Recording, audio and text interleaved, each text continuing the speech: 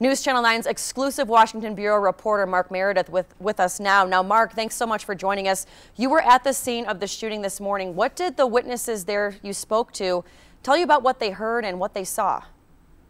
Faran, you can imagine for so many people that live in Alexandria, Virginia, it's just a suburb of D.C., there was a lot of chaos, a lot of confusion because they heard these gunshots so early in the morning. And it wasn't just one or two, there were multiple back to back. And it's now because we've learned that the gunman was also exchanging fire with Capitol Police officers. So these people that were out there walking their dog, drinking their morning coffee, they didn't know really what was happening. And then it wasn't until about an hour and a half later, once the news began to come out, that they realized this was members of Congress that were practicing on their baseball field in this park. It's a very residential, very quiet, very safe area. So Faran, you can imagine for a lot of these people, it's been a very tough day as they, along with the FBI, to try to piece together what happened.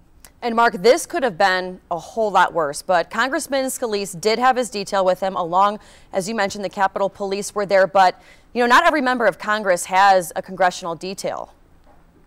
You're right about that one because you think about it, you've got 535 members of Congress. That is a lot of people and that would require a lot of security. So when it comes to House and Senate for security, the Capitol Police is usually provided to what's known as the leadership, the people that are most senior that have been chosen by their colleagues to represent them. And this included Steve Scalise. So he did have a small security detail, what's known as through the Capitol Police. But no, not every member of Congress would have had somebody there. And it is amazing because we've heard from President Trump about this. Had that Capitol Police Bureau not been there, if they had not been on the scene, this likely would have had a much different outcome. Yeah, Lord knows what would have happened. Now, the shooter we do know, 66-year-old James Hodginson, we do know from his Facebook page that he was a Bernie Sanders supporter, very anti-Trump, very anti-Republican.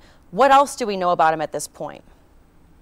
Well, believe it or not, the FBI is still trying to learn a lot themselves. Within the last hour, they put out a wanted poster. Now, he's dead. The suspect is dead in this case, but they put out a wanted poster because they need more information. They're trying to piece together how long this guy has been in the D.C. area, whether or not he knew Congressman Scalise or maybe anybody else that was going to be there. As you did talk about, he was reported to have been a volunteer for Bernie Sanders' 2016 presidential campaign, but we've already heard from Senator Sanders say this is despicable, certainly not acceptable, and he was condemning the action quickly. Faran? And Mark, this is obviously very scary for all congressmen today. There's a lot of tension in the country right now, a lot of rhetoric being thrown around, but in particular very scary for Republican congressmen because they were the ones who were targeted today. What has been the Republican reaction today? I think we've actually heard that this isn't something that's divided on party lines because you have to just go back to 2011 when Gabrielle Giffords was shot in that Safeway parking lot in Arizona. She was a Democratic member that was targeted. The FBI has not given us any indication that he was targeted because of party affiliation. I know you mentioned the Facebook post of his political views, we believe. However, until the FBI comes out with the motive, it simply is too hard to tell exactly what the intentions were.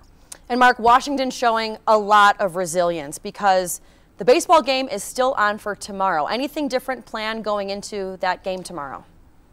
I certainly think there'll be a lot more people in attendance to honor those 5 people that were shot, and they're still obviously monitoring all of the conditions. We know the president is not going to be going to the baseball game tomorrow night. The White House appears to be citing security concerns. The vice president already had travel on the books, but we can imagine that there's going to be a lot of focus, not just only on raising money for these charities, but at the 5 people that are not going to be there tomorrow night.